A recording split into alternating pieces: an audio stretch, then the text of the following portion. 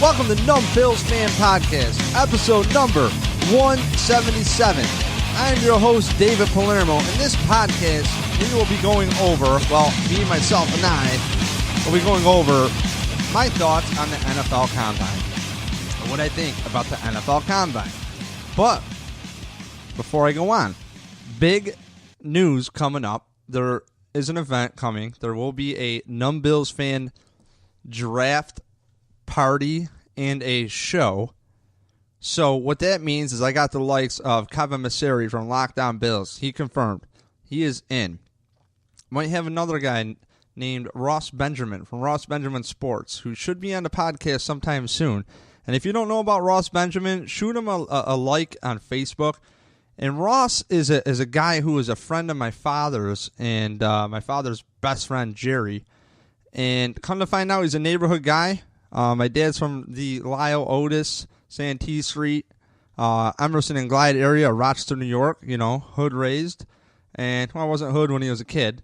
So that's where they're from, the old neighborhood. So I was on the phone with him, and come to find out he's been covering sports for 18 years doing this handicapping business. And he knows a lot. Diehard Bills fan. He's on with Bob Matthews, I believe, once a week. Used to be on with DeTulio. He knows his stuff. And really kind of cool, right under my nose. Here we go. We have another guy to interact with regularly. So I'm going to try to get him on the draft show as well. But I know I have Drunk Dean lined up. I have Sloth the Boss from the Weight We Carry lined up.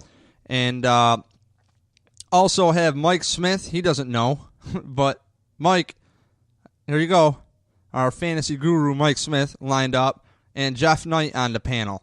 Also coming back, he'll be engineer, producer of this thing is Adam Deacon. We all know Adam Deacon. So expect, if you notice, since Adam and I have taken a little bit of hiatus, we are doing videos and all sorts of stuff again. So I just want to let you know this off season is huge. Website will be updated, and you can follow all your favorite Numb Bills fan characters along the way. And there will be a link to everybody's bio. So that's what we're doing. We're retooling this off season. Been in the woodshed. Got my friend Mike Sawyer helping me out, too, in the background. And we'll say there will be a great draft podcast panel, too. And won't be guys talking over each other. I know I had to put a muzzle on Mike Smith eventually because he's going to talk way too much and hijack the show because that's Mike. He's worse than me. So, love you, Mike, if you're listening. But we got to stay on point with this draft. But before the draft show, we will have podcasts leading up to positional previews, okay? Today is the NFL Combine, but before I go any more, just want to let you know, we're brought to you by Grandstand Sports Network. Wonderful website put on by Eric Turner at CoverOne.net. I cannot complain. Him and Chad over there, they support me. They support this podcast, and they really try to help elevate it. And it's been a long build for them. So if you can, please check out GrandstandSportsNetwork.com. Check out the Cover One podcast as well for your draft stuff. Check out Lockdown Bills podcast for draft stuff as well. Nate Geary's up on there. It's awesome. There's so much good content past this podcast. And as you know, this is more of an opinion-based podcast, and I'll tell you where to go to find your information.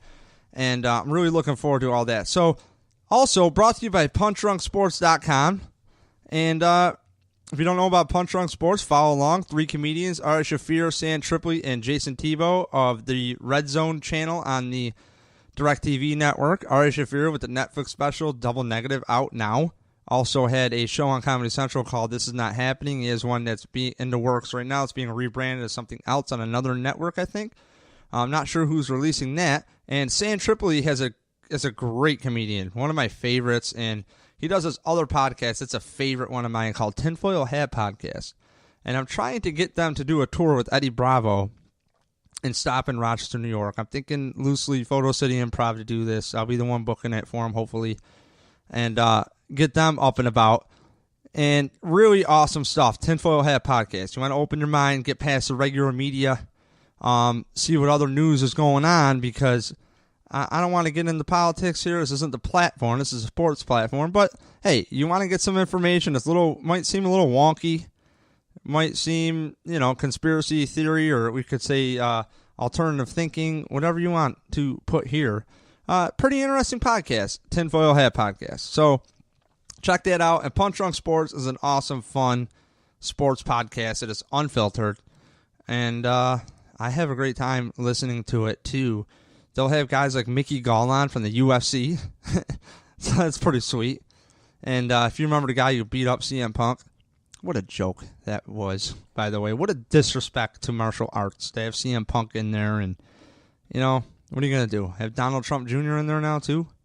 Anyways, so, all right, the NFL Combine. This is going to be a quick podcast. You know what my thoughts are on the NFL Combine? It's a bunch of bullshit. That's my thoughts on the NFL Combine. What do I mean by that? For years, I've taken this NFL Combine as hook, line, and sinker and bought everything that the Bills have spewed out to me, other teams. Really, all it is a spot to network with your friends and family of the football world. And it's like training camp where you have all the likes of people, and it's a big networking event. And this is where all the trades pretty much get talked about with agents before the draft. Because then, as you know, there isn't... I don't know why it's so transparent, by the way, that these guys are being traded and this and that right now. I guess the league year hasn't technically ended. I don't even know what's going on. Okay? It's kind of weird. I don't know why they just don't allow tampering and trades to happen anytime after the season's over anyways, because it's so stupid that they have a filter. Oh, you can only tamper at this time and this time. And then free agency hits. And then when a new coach comes in, if you talk to the players, no, I haven't yet. Well, that's kind of messed up. Maybe you should. Of course they did. So, I think the NFL Combine, after years, is a bunch of hot trash. Why do I say that? Because all it is you're really... Okay, what are the important parts of the Combine? Number one, what deals are going to go on? Let's keep it real. Number two, how is the health of these horses? Players. That it's like I don't even want to reference it. Aaron Maben had a really good reference that you should look up about comparing this to the Combine and the NFL, to things like, I think he might have mentioned slavery. Don't want to misquote him. But it's like you get everybody all checked up and yada, yada, yada. You go, and it's like really kind of creepy. Like you're testing out horses and making sure they're good. And then if you know the ugly side of the NFL, when you go out for a contract, oh, you were injured here. So it's like, yeah, I was laying my life on the line for you. So as you know, this podcast is more about coaching accountability, because I feel that the players got to be accountable for themselves, but the national media makes them accountable all the time. The local media makes them accountable all the time to players. And to me, it's really easy to judge some 22-year-old kid, to 28-year-old kid, and be like, oh, man, you're really fucked up. Oh, man, why'd you do this? Well, I'm growing. And you're being judged by 50-something-year-olds with a gut who've never run a mile in under 8 minutes in their life. And 8 minutes ain't a bad time. It ain't the best time for a mile, but it's decent. You can run from maybe some people. You can run from your parents, I think, on 8 mile. Depending on your age. Maybe your parents are in the grave. I don't know. No disrespect. Not here to hurt feelings. But look, they run to 40. These guys throw the ball. They catch the ball in air. They're in shorts. It's the players get trained to show great results, and I don't blame them. Because they have to get paid, son. Get paid. Make it happen. Okay. So the NFL Combine, what do I look forward to? I look forward to guys that come in and they end up doing some awesome stuff to reconfirm their numbers. Some guys you might not think they're that fast, and then they run their 40 and you're like, uh-oh, let's re-look at the tape here and see what happens, So that's what all the draft guys say, like Mel Kiper Jr. And, they say, hey, after the Combine, we go back into our notes, meaning he's waiting to hear what other teams say. Okay?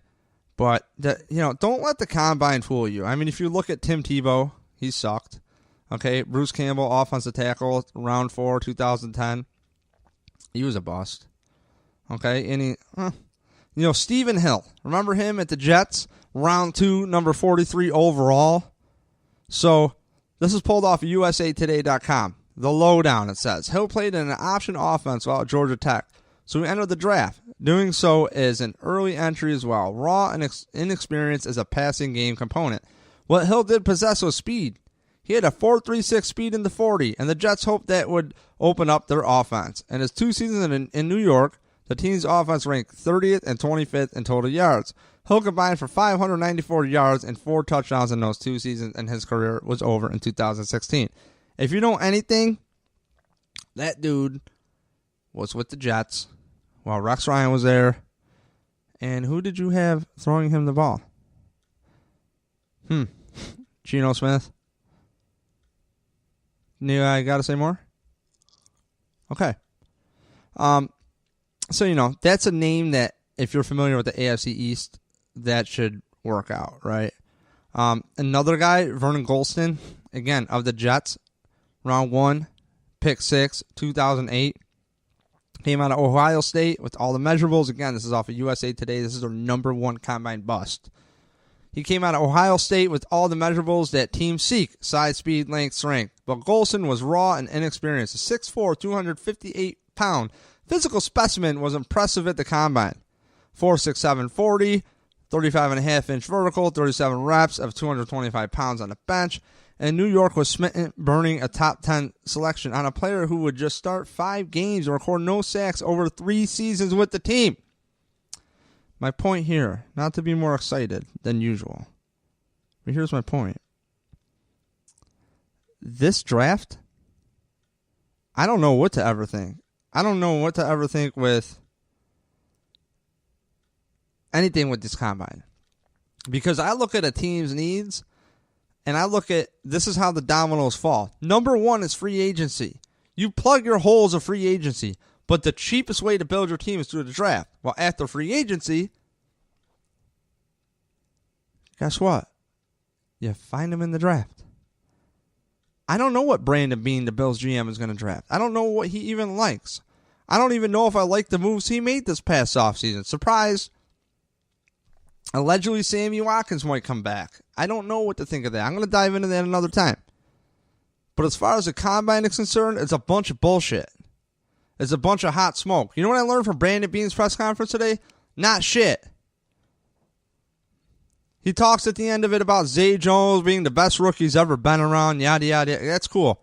And he played through a shoulder injury that he didn't tell him about. Yeah, that's great. Cool. Doesn't work for me. Kid had a rough year. I'm not going to crush him.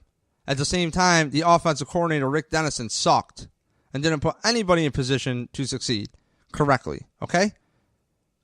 And if anybody had success on the Bills last year offensively, it was probably Sean McCoy. But if you remember the first third of the season, it was wonkers for him too. So what I'm getting at is, if you're a Hall of Famer, you can make things happen in any offense. But do not think that in the draft, because a guy is a first-round pick, that he is just so good he can transcend schemes.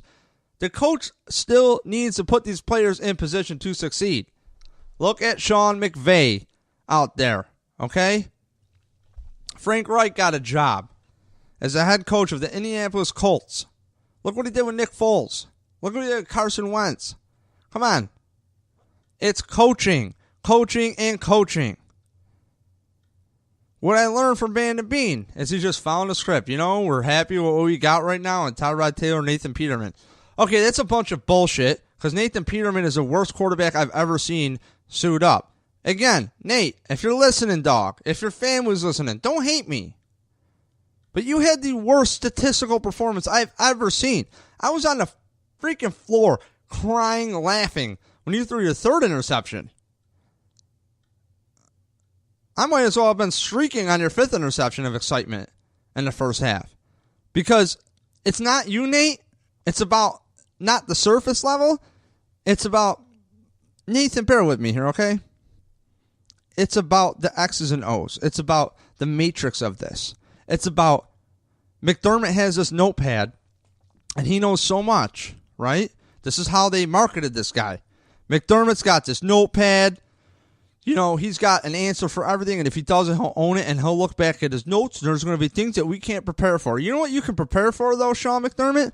You could prepare for, what did your offense do best? You're telling me that Rick Dennison was the best option last year? Switching to a zone blocking scheme was a good idea? Vlad Dukas was a good idea? So when I look at Brandon Beane, and I look at McDermott, and I look at Brandon Beane, no equity. I don't see much equity. Okay? When you run a business, equity is huge. What is equity? When you buy a house for $100,000, hopefully you can sell it for more than you bought it for or break even, right? Equity is that difference. You sell the house for $120,000, you have $20,000 of equity. Your house is worth $120,000 and you bought it for $100,000. Marcel Darius was a first-round pick, number 3, and a defensive line coach that could get no results all of a sudden retires? No, that means he sucked. That means Waffle sucked. What else did I learn from the press conference from Brandon Beane today? Kyle Williams. Yeah, we would love Kyle Williams to come back. We're talking to his agent a little bit. I haven't talked to him since the Eric Wood thing. He called it, something like that.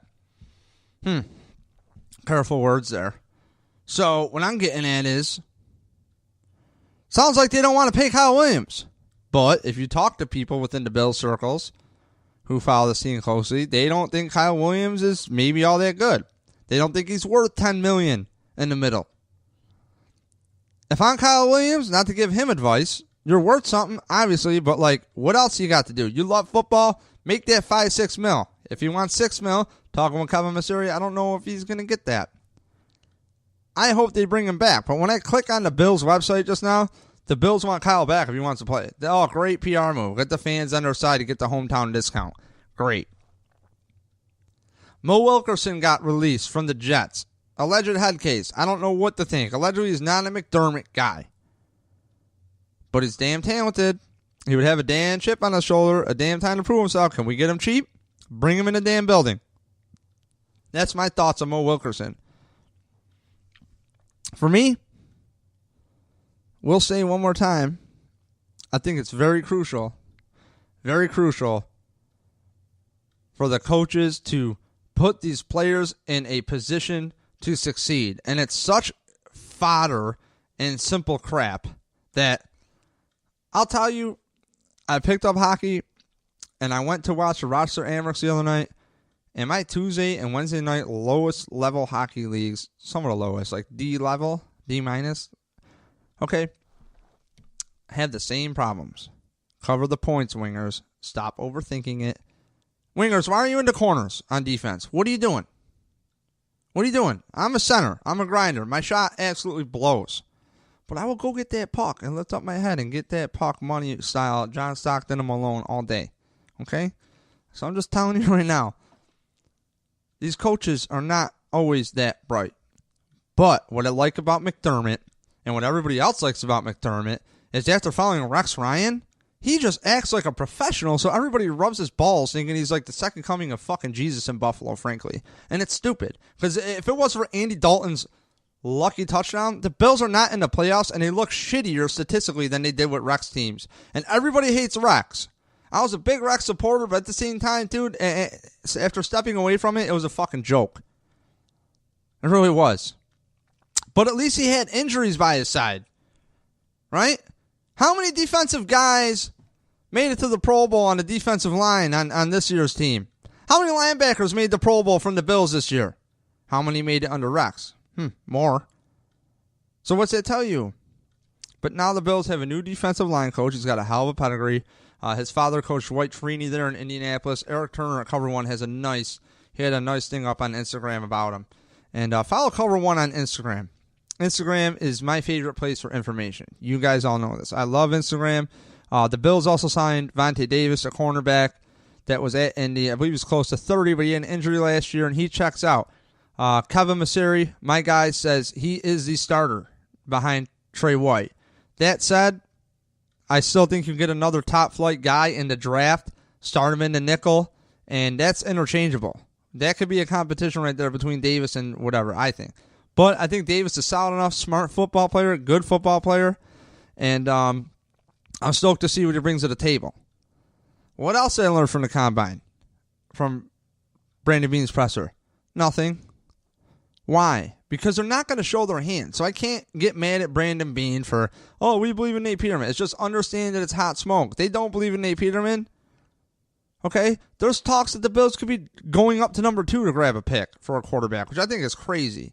I think it's absolutely crazy to give away draft picks. Oh, you know how I look? My draft picks is what Brandon Beane says. Not to make fun of him, but he's a Southern guy.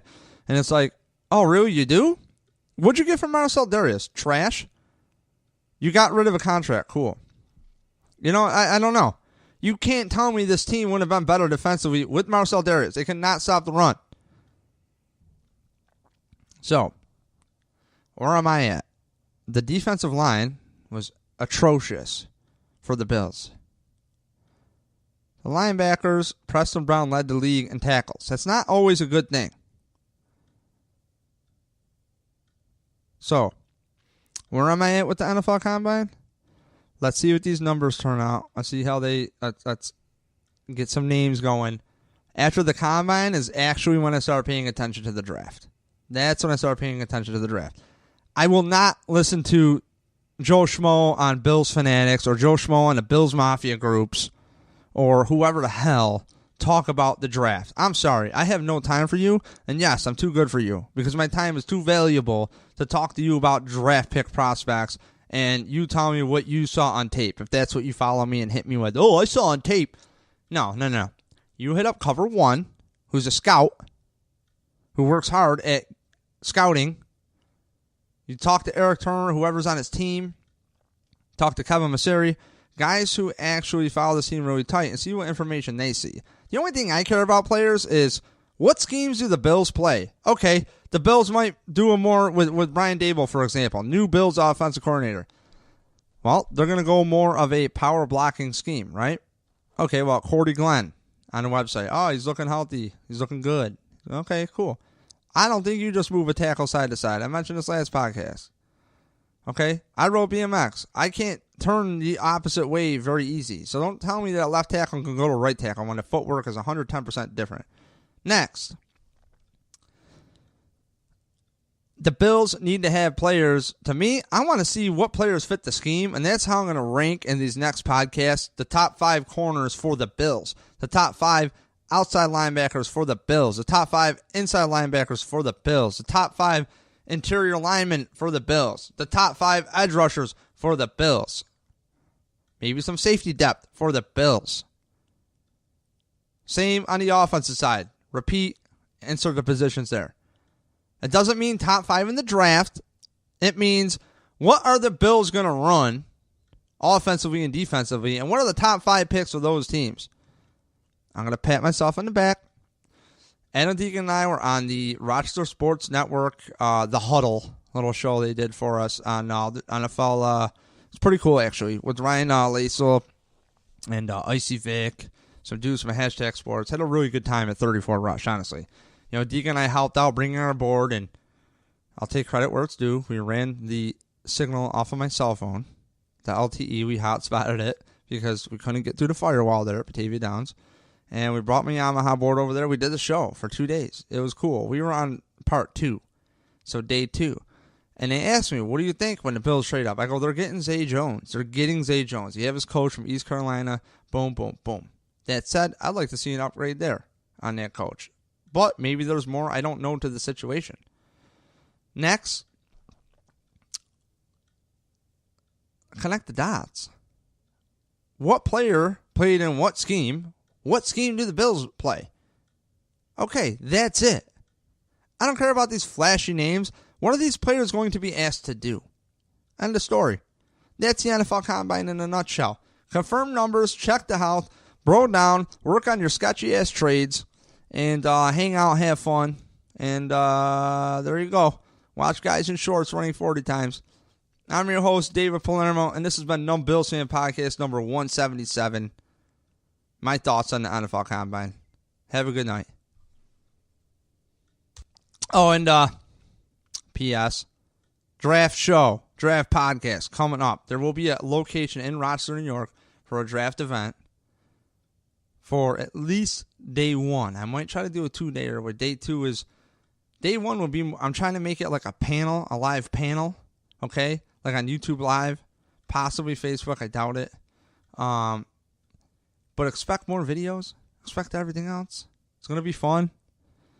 Deacon and I are going to be working together, doing some fun stuff. I miss doing some funny videos and having snarky comments and really chilling out. So, we'll have the guys on the panel podcast, and then we'll bring them in for the show live, the draft live, and then in between picks we'll talk and come down, interact wherever this location is. It's to be announced. So again, don't forget, Numb Bills Fan Draft Show coming to you true.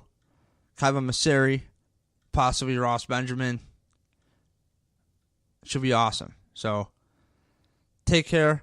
I'm your host. And check out numbbillsfan.com. Follow along on Instagram. If you don't subscribe already, tell your friends, please. If I hit another 1,000 followers across any platform, I will give anybody a giveaway. So I will do a random giveaway again. I love doing giveaways. I have a whole bunch of Bills stuff here. Even some autographed little mini helmets too. So please get at me at numbbillsfan on Twitter, Instagram, numbbillsfan.com, and shoot me an email, dave@numbbillsfan.com as well. Adam Deacon still has his email available, adam@numbbillsfan.com if you want to know how he's doing. Deacon makes awesome donuts at Hagadona's Bakery, so go pick those up. All right, that's it. Peace.